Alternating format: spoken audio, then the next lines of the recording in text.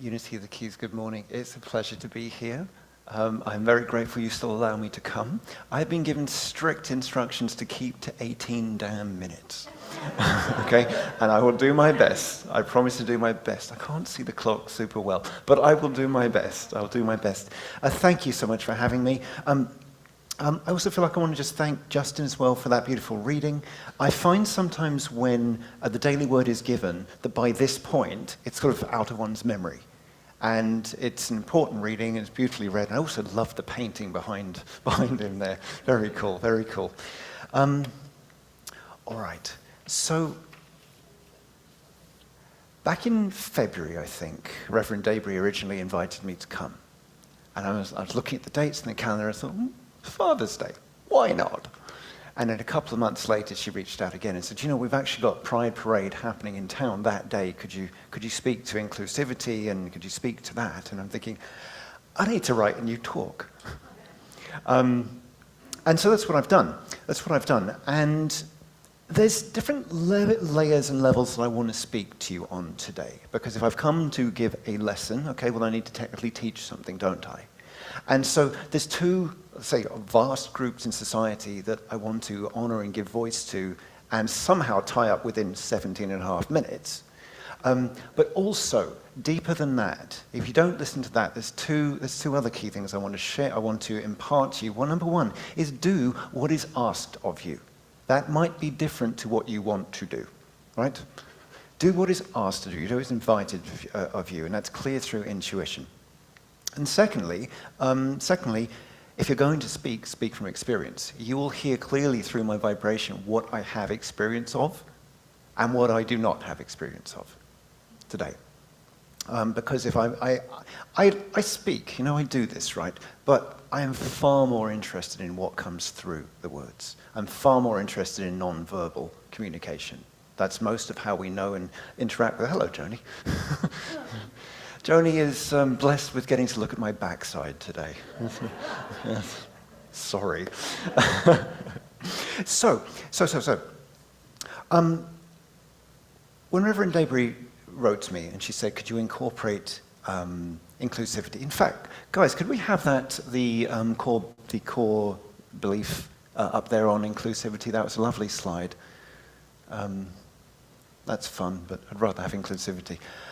My first thought was, inclusivity, that's not enough. That's not going far enough. And I had to sit with this for a few weeks, actually, to understand what was being shared and explained to me. You see, we're in an odd place, and I mean the whole collective right now, all 8 billion of us. I've got 18 in my head, you see, 8 billion of us, because we are stuck kind of between paradigms of old and new, and we're not in either. We're in a very strange place, and consciousness is growing rapidly. And we're seeing this actually with artificial intelligence. You notice every report you read about artificial intelligence, they say something like, well, we got a new thing now because the old thing's out of date. The old thing from last week, right? That's how quickly things are moving right now. So let me start with, hey, it's up there, look at that. Let me start with what is inclusivity? And I'm not going to Webster dictionary you, okay, about this. I'm not going to Bible you either. Let's just be very simple. What is inclusivity? It's about belonging, right? We're equal members of community and belonging. If one wants to include someone else, there is the awareness of exclusion. I had this last week with my ex-wife's family. There's a member of her family that's not getting invited to anything, not getting to see my children. So I invited her. What did she say at the end of the day? She said, thank you for including me, right? Thank you for including me. Would you believe I've been doing this work and visiting Unity churches for a bit over 10 years? And a church I frequently visit is Omaha in Nebraska. And their church there, they've got a big population of LGBTQ. And what I realized in the first couple of years of being there is this place, or that church was a safe place where they could be and they were received and included and so on, right? And so I think about community, and what is a community? A community is an amalgam of each individual. So let's just take this one for a minute, right? Let's just take this one. When I think about unity of the keys in the community, I'm not thinking about a solid block of people. I'm thinking about each person, right? Each person that I know. I'm thinking about David. I'm thinking about Carolyn. I'm thinking about these guys behind the table, right? All of these bringing what they do and who they are makes up a community, right? And so, if you look over decades, the LGBTQ community, and I think about them, and I think about people. I think of people I know very well. I think about members of family as well. I think about people that have surmounted adversity, right? Have stood up and been counted. And these beautiful songs, where everyone's gone now. There they are. These beautiful songs that we're singing today are about standing up and being counted and being seen, and sharing who we are and doing that regardless of, in a live or die way. Can you imagine that? Forgive me, of course you can imagine that, right? But to live means I would rather die than share who I am. That is a soul expression. That's massive. And it's, I believe it's, the word is failing me. The word is failing me, forgive me. Impossible to ignore. I should have Webster Dictionary that one, shouldn't I? But there's a word for impossible to ignore, and I don't have that right now. Probably remember it later. But when I think about the LGBTQ community, these are people that didn't just cross bridges, they built bridges that others could cross. They have refined and defined and reframed the world which we now live in. How can I include people in a community? It's not my community to include anyone in. I live in the same world I've benefited from. I've received so much grace and gift and delight when I think about the influence that that community has had on the world. Music, entertainment, legislation, social norms. I think about my children. My 10-year-old, he said the other day, I don't know if I'll be gay or not. And, didn't bat an eye, obviously. I was like, wow. To get to the point that that's normalized. That whatever I want to do and however I want to express it, I'm okay and I'm safe with it. That's what the community has given me. How do I include? What have I got to include people in? So this is what I'm saying. We've graduated somewhat. We've graduated. When we're in the same world, we're in the same world. I came across recently another frame of reference about inclusivity, where it's about oneself, not about other people. And you think, well, if I've been given the opportunity to share and speak to people, right, we all need to have something we can work with, right?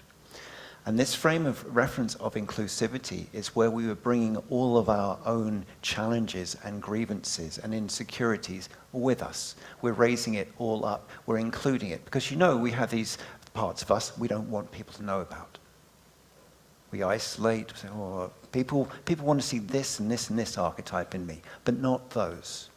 And so we leave them, and then we have what is known as a trigger. And we experience that, right? But this frame of reference for inclusivity says, I'm going to take all parts of me and raise them up together, because they're all welcome, right? I'm now forgetting the core tenet that Suzanne beautifully read, but the point is, it's all welcome in me, and I should sing and speak and pray to that, all of it, to raise it up, not just the parts people will like, but the parts people will not like. When I was young, as I'm sure some of you, maybe all of you have experienced, when I was young, I was in some abusive situations. That made me want to hide. That made me want to not be seen. That made me want to not be visible. The first members of community that I came across that were unafraid of being visible were the gay men I was around. Now, they didn't like me because I was scruffy. I now take a little bit more pride in my appearance, but at the time, no, I was scruffy. And I looked at them and I listened to them, and they were colourful and they were loud. And you know who it took for me to understand that? Of all people, it was Kanye freaking West. Who I don't listen to so much anymore. I think he needs to take his meds, if I'm being completely honest with you.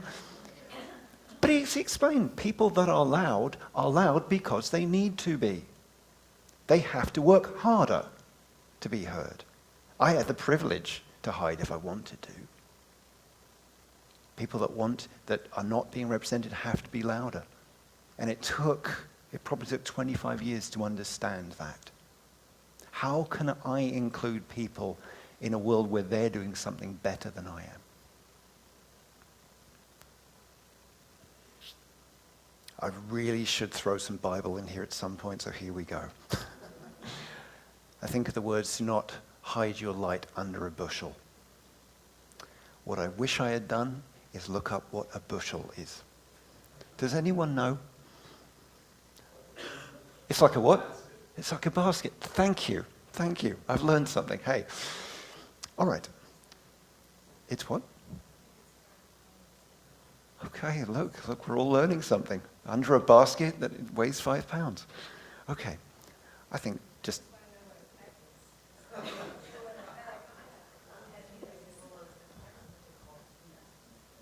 So this is what inspires discussion. I hope you guys on Zoom are enjoying this. We're having a delightful discussion about what a bushel and a peck and the weight of it. The point is, whatever it is and how much it weighs, don't hide your light under it. I think that's the general gist here. So I want to take a complete tangent now and talk about another group in society. And I will come full circle, God willing. I've lost count of how much time I have, but I think I'm on track. I will try and come full round. I want to speak about fathers, okay? I want to speak about the fathers and parenting in that way.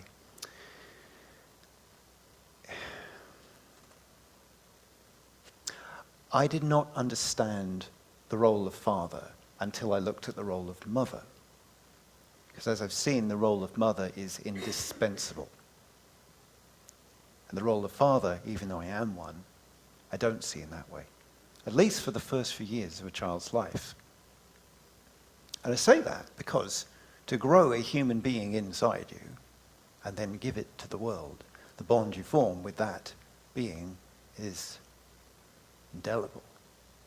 The father needs to find that. The father needs to claim that.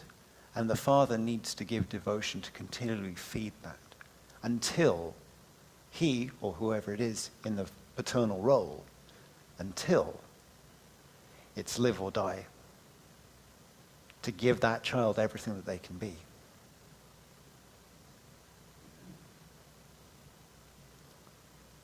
To be a father is to be devoted to something or someone or a cause.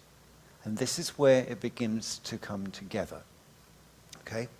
Because the father protects. That's our job. The father protects. The father can try to nurture. That was guidance I was given prior to becoming a parent. Father like a mother, I was told. I like it. But ultimately, the father is not the mother. The father can try to nurture, but the father ultimately protects. But here is a paradox. Because we really want to grow children in a world, especially this freaking crazy one. Children and people need an element of risk and failure to understand the world.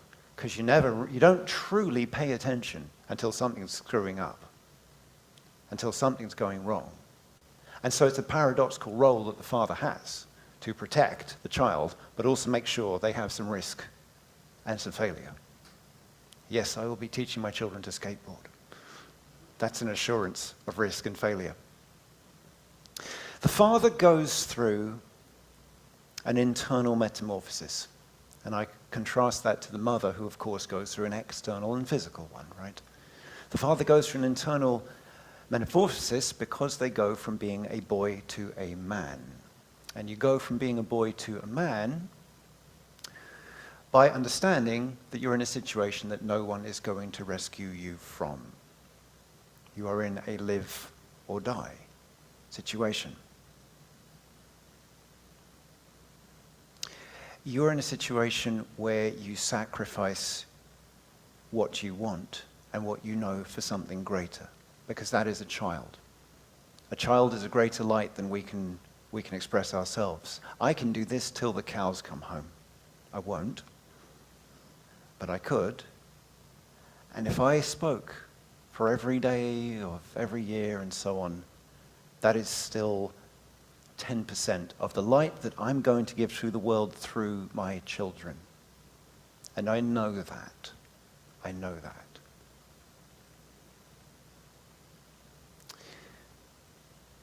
So if I'm bringing this together, to sacrifice yourself for something greater, and I think about the thousands that are going to be outside or maybe already are, right? Who have spoken up and shared who they are, and they haven't hidden, and some of you in the room as well, right? Have not hidden who you are. And you've made it okay and acceptable, and you've opened the minds of people like myself over decades. When there hasn't been a roadmap, and you've discovered it for yourself, when you've chosen to be visible, when there may have been disapproving, there may have been criticism, there may have been judgment, and God knows what else. I want to say that I honor you. Now, we have those of you in the room who are not fathers as well. But I'm talking about being paternal to one's own dreams and one's needs and one's purpose, most importantly, because no one is going to come to do that for you. And I will say that again for dramatic theatrical effect, because I think I have 2 minutes left. No one is going to come to deliver your dreams and meet your needs for you. It is on you and only you. And in that moment, you stand with God. In that moment, you are God.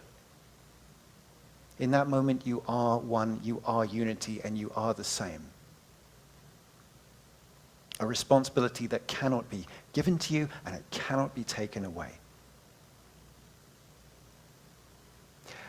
We're all creating a world.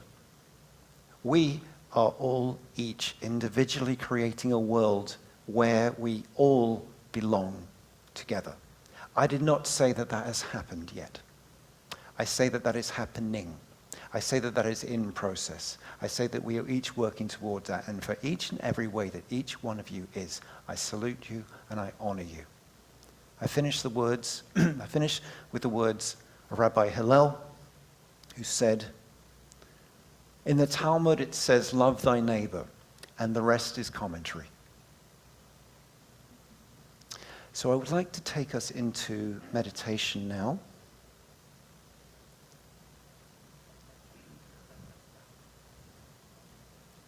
I'm going to invite you all just to take a lovely breath.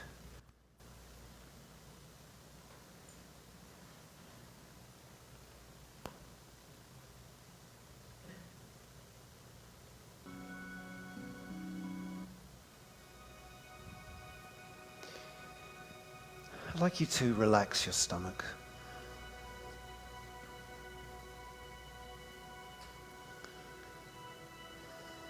And breathe not just with your lungs, but with your whole body.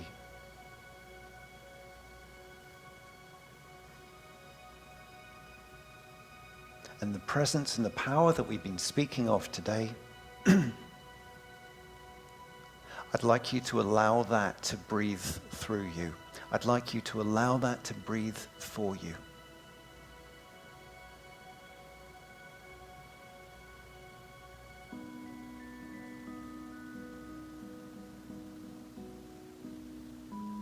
And just letting your body rise and fall.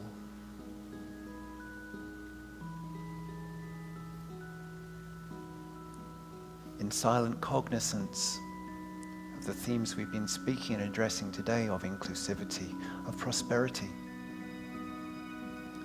For these and so much more, we must be in a space of allowing, of receptivity.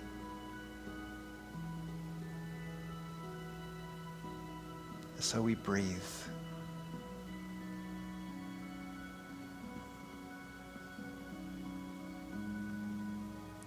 We breathe in our capacity to welcome these things into our lives and magnify them through us for others, increases and expands. We breathe, and as we do so, we breathe for those who have not the thought or inclination to take a breath for themselves.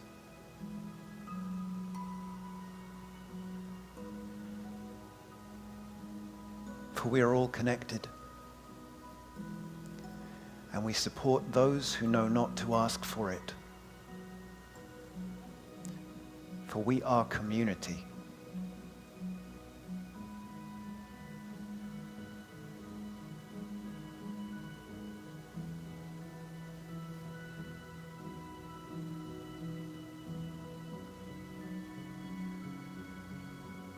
We are community growing. We ask, God, what can you do through us? What will you do through us? And we breathe.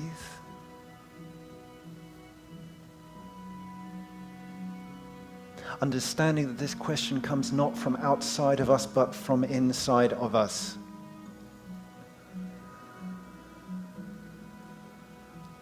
Bring your attention to your hands, please. And feeling the warmth growing there.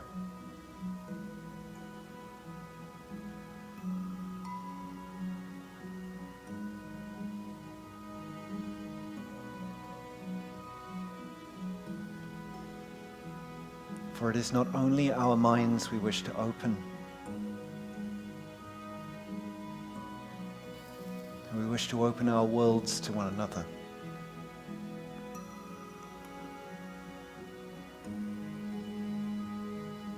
A community that needs not even to think to be compassionate, but already is. A community that sees themselves in one another.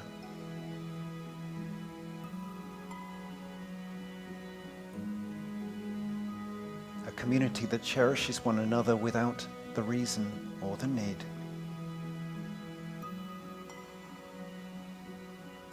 And for all of this we say thank you.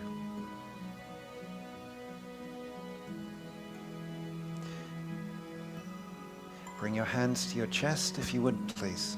Thank you.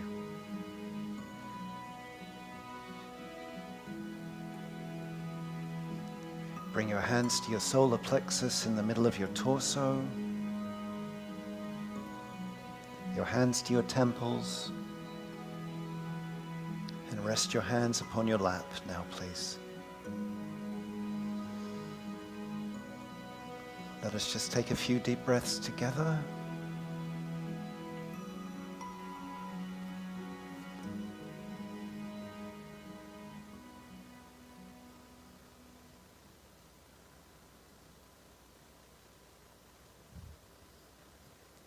Let's take a deep breath to the whole body, everyone, please.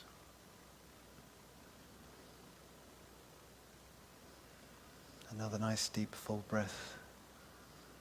Let's open our eyes.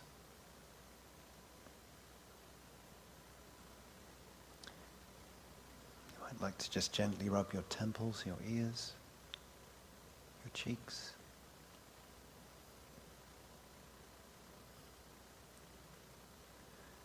I would like to welcome the musicians back to the stage.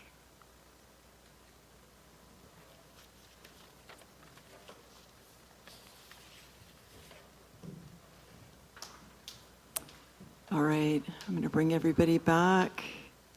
Thank you. I want to thank Joshua. That was amazing, amazing, amazing. Thank you.